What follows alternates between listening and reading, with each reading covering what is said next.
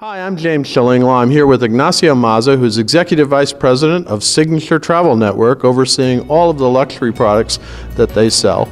And we're going to find out a little bit about trends in the luxury market today, and this is Insider Travel Report.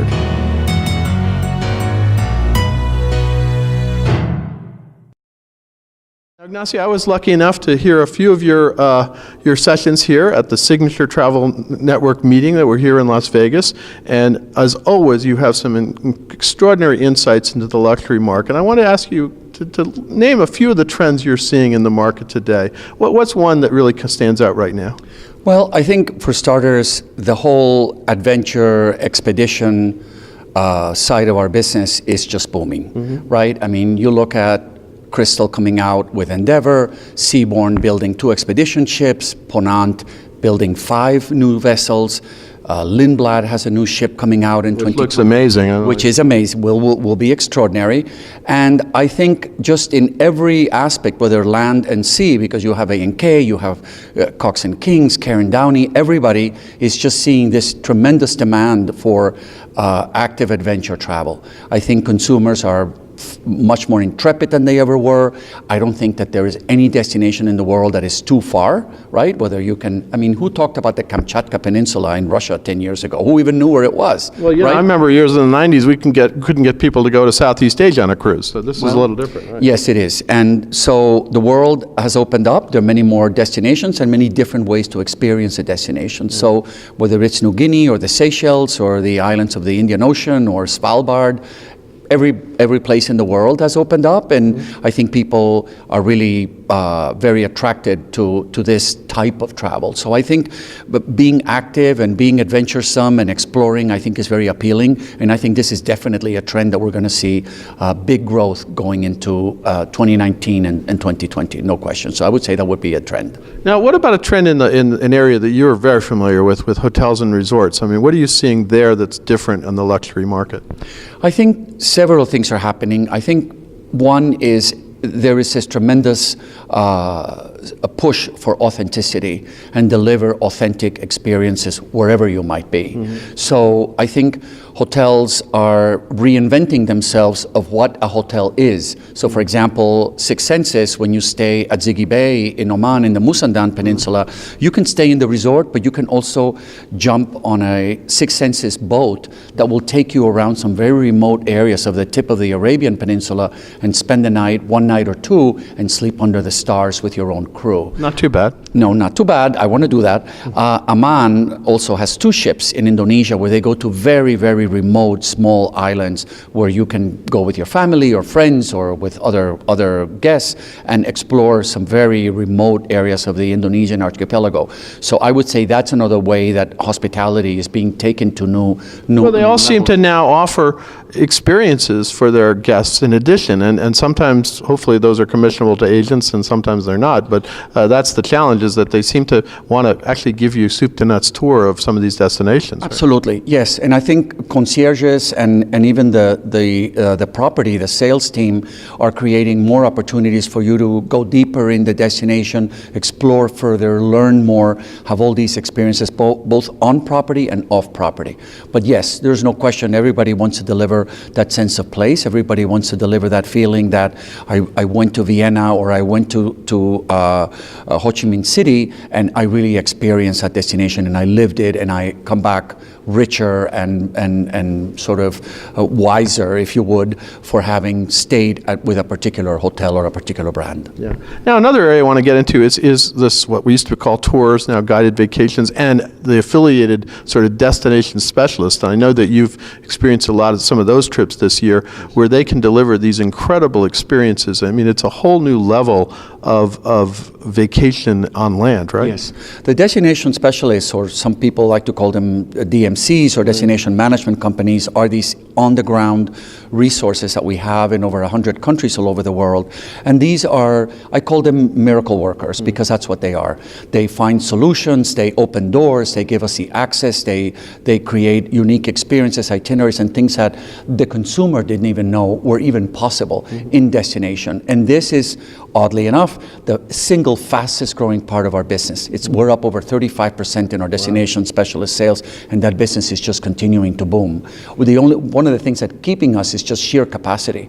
I mean, you look at places like Australia, where some of the luxury lodges are fully booked. I mean, you try to get space in, say, Longitude 131 for holiday, you have to be thinking about 2019, the Christmas of 2019, because the next few weeks are gone. Yeah. So, and that's happening in like a place like Iceland too, right? Yeah. Also in Iceland, exactly, because a lot of the hotels are small and in very high demand. So you look at a property like Skallakot Manor, where I just stayed, which is a working manor in the southwest of Iceland. They only have 14 sleeping rooms. So it's not like it's an enormous hotel. So you have to plan ahead and you have to work with a destination specialist. But I also give them a lot of credit because they're coming up with things like private homestays, private villas, even tents, luxury tents that you can stay in Iceland. So that you can broaden your horizons in terms of where you stay in the country. But the destination specialist is absolutely a trend, and we are seeing more and more and more customers. Even people that are on a tighter budget, they will come to us and say, okay, create a perfect day for me in Madrid or Tokyo or wherever I might be, and our partners are able to help us deliver that, customized for the interests and the passions of the client. Now, you travel the world every year. You go all over the place. What are kind of your destinations for 2019? What are the places you think are really going to see, you hope to see a lot of business for? Well, I think for starters, the Caribbean. I think many. Which is surprising because it seems like a destination everybody knows, right? Yes, but I think the Caribbean is reinventing itself, and also by virtue of the resorts. For example, you have Anguilla, where you have the reef at Cuisinart. You have Cuisinart itself. You have the Belmont Cap Juluca. You have Maljuhana that is reopening. So the hotels took the horror of the hurricane, because it was horrible, and put many of these properties and their staff, in a very difficult position for quite some time to reopen and reinvent themselves and reposition themselves. So I think that's an area where we're going to see a big jump in business. I would say number one.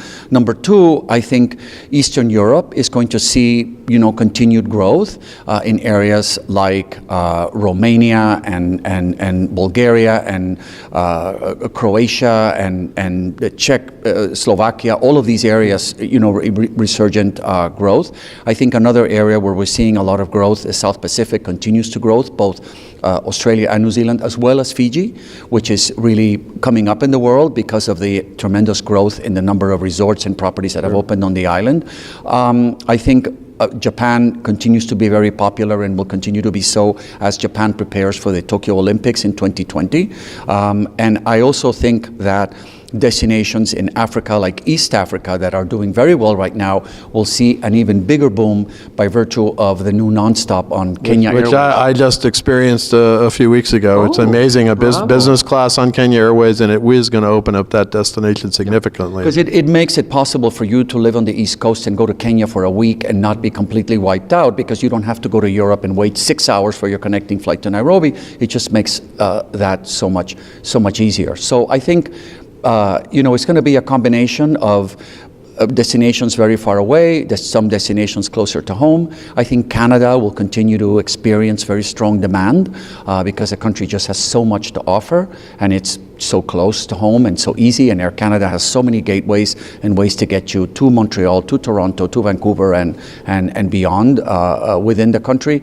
And I think we also are going to see emerging destinations, places that are very intriguing, like say Ethiopia, right? We now have air service out of New York on Ethiopian Airways, as well as other cities in the US, and opening up that country. Granted, the numbers are small when you compare to South Africa or say Kenya, but certainly for a traveler that has been to other places in Africa or other places in the world, I mean, all of these kind of emerging destinations will come up and will continue to do well. Now, how are you helping your members? Because now you're kind of overseeing luxury, all of the luxury sales of the Signature travel agency members. How are you helping them to better understand? I mean, obviously you're doing these seminars here at this show. I think you're doing some during the course of the year, and you got other things you got planned, right? Yes.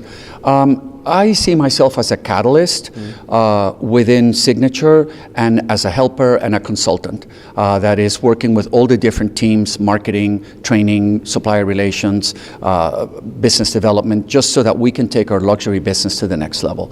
So for example, on the training side, we are doing not only traditional training in the classroom, because we moved our office in Los Angeles to a new location that has a whole training center in the office, right, where we can train 28 advisors at a time, which we're doing now, but also creating events and new ways of reaching our advisors. So for example, a couple of weeks ago, I was in South Florida with the TCS private jet, because a jet is always around the world and it's very hard to connect with the airplane, because when it's in the US, typically it's being serviced and you can't visit it. So we had 40 advisors that came, and we had some clients that came with us, and we spent a morning on the airplane, and we had a presentation on the airplane with everybody seated. The invitation was a boarding pass, which I thought was a lot of fun, and we really got a great preview into the 2019 TCS product that is selling very well. In fact, some trips are already sold out, and people got to experience the airplane, right? Mm-hmm. Granted, we didn't go around the world, which would have been nice, but we had just a wonderful time, and people really came away feeling much more confident, and our business with TCS is growing in double digits, and we're very happy. So we're going to be doing more events next year. We're doing a luxury summit in the spring. We're doing another event in February. We're doing more traditional training, or what we call signature educational journeys. Whatever we're doing this year, we're doing much more in the new year. So as a signature advisor, you will never have had more opportunities ever as we look at 2019.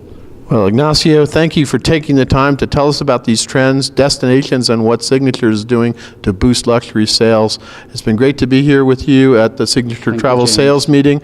And for those of you who don't know, Ignacio will be on my panel at the New York Times show on January 25th, the luxury panel at 10 a.m. I hope you'll be there at that time. I will be there at 5 of 10, just to make sure that I'm not late. I don't want to be late for you. There you go. Thank you, James. Good. We'll see you in New York, and thanks again. Okay, my pleasure. Thank you for joining us. I'm James Shillinglaw, and this is Insider Travel Report.